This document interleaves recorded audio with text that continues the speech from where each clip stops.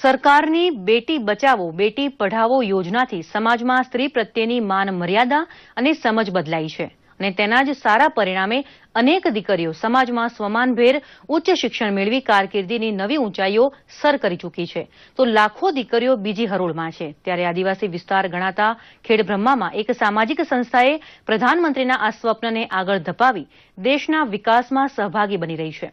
જોઈએ એક રિપોર્ટ। સાબરકાંઠાના ખેડબ્રહ્માથી અંબાજી ધોરીમાર્ગ પર 4 કિલોમીટર દૂર આવેલું આ છે નવી મેત્રાલ ગામ।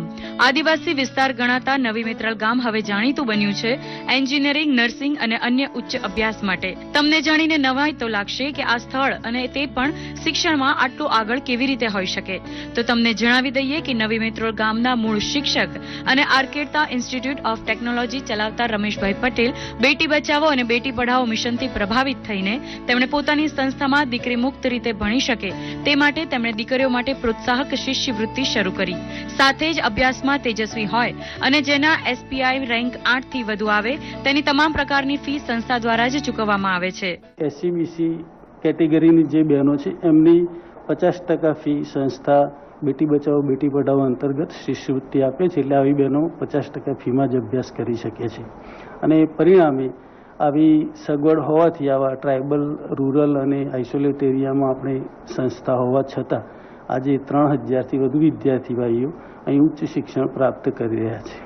રમેશભાઈના ઉત્તમ પ્રયાસોને પગલે આજે આ સંસ્થા જીટીયુ ટોપ 10 માં સ્થાન ધરાવે છે અને પ્લેસમેન્ટ રેશિયો પણ 80% જેટલો રહે છે। માત્ર એટલું જ નહીં, અહીં અભ્યાસ કરતી દીકરીઓને સંસ્થા નોકરી પણ આપે છે, જેથી હાલ આ સંસ્થા ઉચ્ચ અભ્યાસ માટે રાજ્યભરની યુવતીઓની પહેલી પસંદ બની છે। હું એક ગામડા વિસ્તારમાંથી આવું છું, જેથી કરીને ત્યાં જે વિસ્તાર હોય છે અમારા ગામડાનો, ત્યાં છોકરીઓ ખાસ ભણી નહીં શકતી, કેમ કે છોકરીને આગળ વધવું હોય તો મા બાપ મમ્મી લોકો વિચારે છે કે હવે કઈ રીતે અમે આગળ ભણી શકીએ એમ। પણ હું આ જે સંસ્થા છે એમને હું ખૂબ ધન્યવાદ, થેન્ક યુ કહીશ કે જેમણે પણ આ સંસ્થા ખોલી એમનો ખૂબ ખૂબ આભાર કે અમારી જેવી જે ગર્લ્સ છે, છોકરીઓ છે, તે ખૂબ એન્જિનિયરિંગમાં, નર્સિંગમાં બધામાં અભ્યાસ કરી શકે છે। સારા પર્સન્ટેજના લીધે મને અહીંયા જોબ મળી ગઈ છે લેબ આસિસ્ટન્ટ તરીકે, અને હું અહીંયા બહુ સારી રીતે સેટ બી થઈ ગઈ છું અને મારા મમ્મી પપ્પા બી ખુશ। અહીંયા બધી છોકરીઓના મોસ્ટ ઓફ એસપીઆઈ 8 અપ હોવાને કારણે ફી પણ માફ કરવામાં આવેલી છે। એને લીધે અમને વધારે ફાયદો મળી રહ્યો છે કે વધારે ઓછી અગર ફી હોય અને તેવી રીતે આપણે કોઈ પણ ટેન્શન વગર આપણે ભણી શકીએ છીએ અને મા બાપને પણ એટલી રાહત રહે।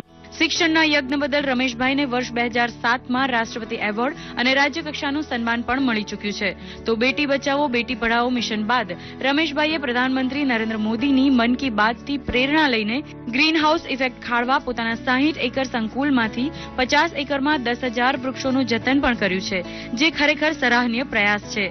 દૂરદર્શન સમાચાર, અમદાવાદ।